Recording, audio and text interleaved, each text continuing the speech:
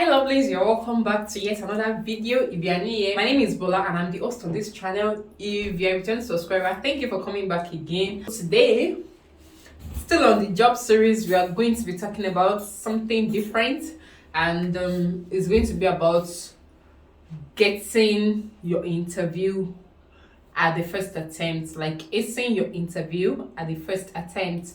I don't know if you guys have checked my video, but under one of my videos, how to become a UK RN in 2022, I spoke about how you can get jobs, like different means on how, or different platform where you can get job advertisement. And if you've not seen that video, just go back and watch it, because if you've not been following my videos, relating in between one of the videos might be difficult. Okay, so I have tried to be sequential with the way I film my videos. So today we'll be talking about how to ace interview in one sitting. There are some few basic but very important steps you must take note of. The first thing is, immediately you get your interview invite, that point, what you should do is note down the date and the time for the interview, and then the venue for the interview. So depending on the people you are doing interview with, some use Zoom, some use Microsoft Teams. So what you should do is, immediately you know the platform through which you will be interviewed, go to your system if you have one. If you don't have a laptop or your phone, go to Google Play Store or you go to Apple Store, download the app, register it, sign in, and be sure that you have access to the app, okay, before your interview date. Then set a reminder on your phone using your calendar on the date and the time of your interview. So let's say your interview is 10th of January 2022. You set that date, then set a reminder for the time, the day before, an hour before, and 10 minutes before your interview. Okay, so that's the best way to do it so that you don't miss out on your interview. Let's get properly into the nitty-gritty of attending an interview. What you need to do that would make your potential employer have interest in you. Okay, so the first thing is whether your interview is virtually. Of course, what am I saying? Of course, your interview will definitely be virtually. So it doesn't matter. What you need to do is you need to dress well. You need to dress well as though you are going for a physical interview. So you wear a corporate outfit. I'm not supposed to be teaching you how to dress, but you wear your shirt, or you wear your camisole and a jacket, or you wear your shirt and a jacket. Okay, you have to look professional. So wear your dress and wear a smile. That is a perfect way to look professional when you're dressing up for an interview. So whatever happens in your interview, you have to smile. So smile all through the interview. And it is very important that you look into the face of your interviewer. So it's going to be virtual, so you cannot be in an interview virtually and you're looking down. No, you want to look into the camera of your phone or into the camera of your laptop. That is what you want to do. So look straight into the eyes of your interviewer. That shows that you are confident. Even when you are saying rubbish, you are confident saying the rubbish. Okay, and most times it's not always about the knowledge. The knowledge is important, but also other things are considered when you are being interviewed. Like I said earlier, you must have tested the mic and camera of your phone or your laptop and ensure it is working so that it does not mess you up on your interview. So another thing you want to do is you want to read about the hospital ahead of time. So once you get the interview invite, search for the hospital on Google, read about their trust value, read some more about what they do. It's dependent on what part of the hospital they will be recruiting you. Most times they don't tell you before the interview, which is why you should read about the hospital earlier.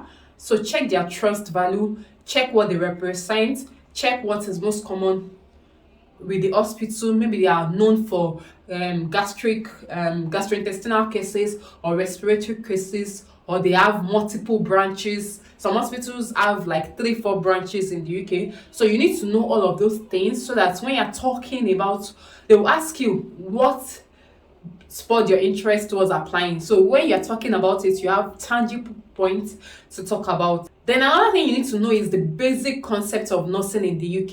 You need to find out the things about healthcare that UK does not take for granted. I know that sepsis is like number one thing that UK healthcare system pays attention to. So you can read about sepsis, you can read about infection control. Those two things, they are like the backbone of healthcare in the UK. So they can give you a scenario asking you, oh, a patient has presented with so and so symptom. What do you think could be the cause of the symptom? So your head must be ready to, bring those symptoms together, calculate and provide an answer to it. So you could also be asked that how best would you manage that symptom? So you read about it, read about the management. Then another question that I know is very common is you will be asked about delegation. So let's say that something happened and you are the charge on duty and you have some issues. What will you do? Like, how best will you address difficult situation at your workplace? So you have to have answers to all those kind of general questions. What you're supposed to do is crisis management, very, very important. So you should know about crisis management in the UK. Then medication error is another common concept they ask questions about. What do you do? Those are the few things you need to know and master before your interview so that you have their answers at the fingertips. This is not a guarantee that those are the questions they will ask you on your interview. Immediately you are asked the question. So, but of course, you have to pay attention during your interview. So when they ask you a question, you want to pay attention and listen very well so that you understand the question.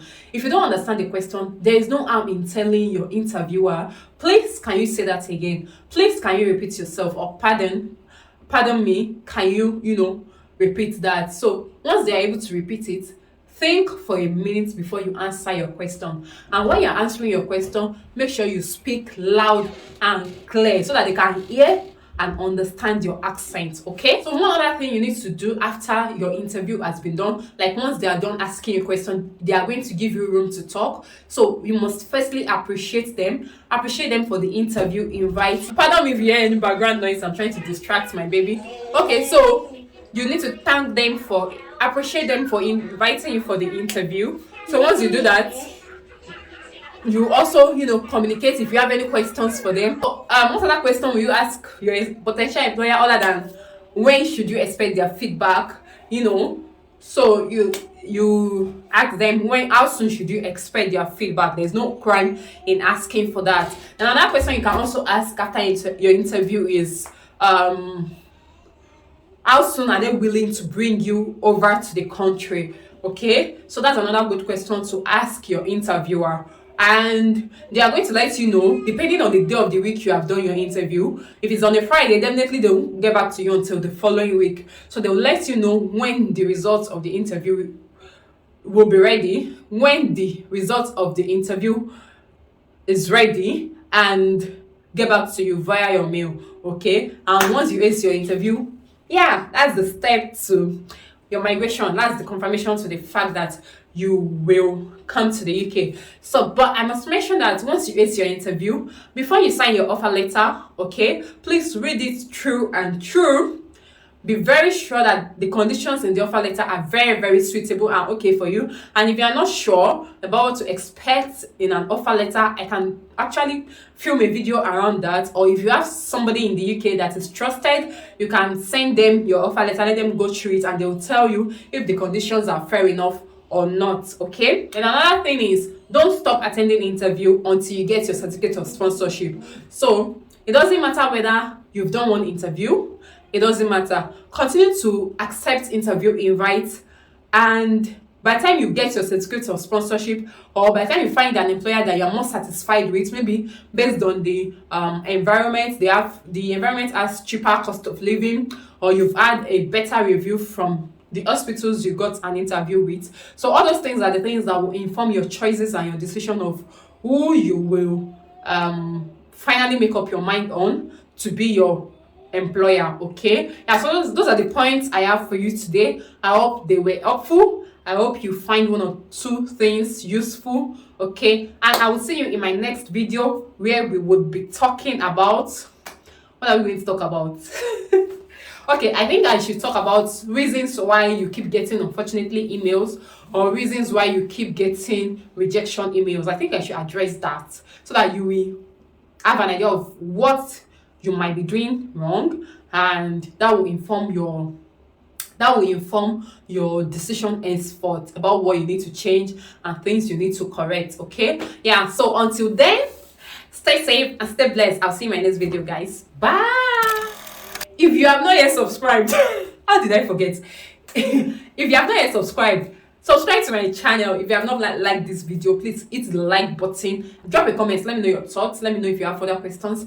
Drop a comment. In short, guys, try to engage this video as much as possible. It is very, very important. It shows that the time I sacrificed to come here actually makes sense and is worth it. So I would appreciate if you can, you know. All right, thank you so much, and once again, I'll see you in my next video. Till then, stay safe and stay blessed. Bye.